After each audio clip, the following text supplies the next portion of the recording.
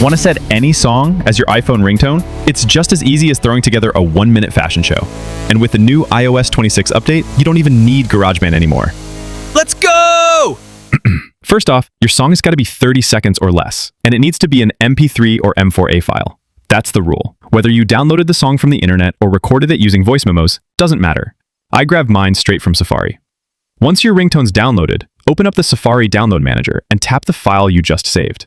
Then, hit the Share icon. You'll see it at the bottom right corner of your screen. Look for the Use as Ringtone option. If you don't see it right away, tap More and scroll through the list. It's in there. Boom. Once you tap that, the song gets automatically saved as a ringtone in your settings. Go check it out under Sound and Haptics. You'll see it listed under Recently Added Ringtones. If you ever want to delete a ringtone you don't vibe with anymore, just swipe left on it and tap Delete. Done and dusted. Want to switch it up?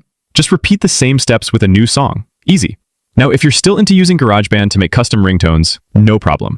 I dropped a full tutorial link for that in the video description. Got any questions? Drop a comment below. I got you. And hey, don't forget to like, share, and subscribe for more free tech guides coming your way.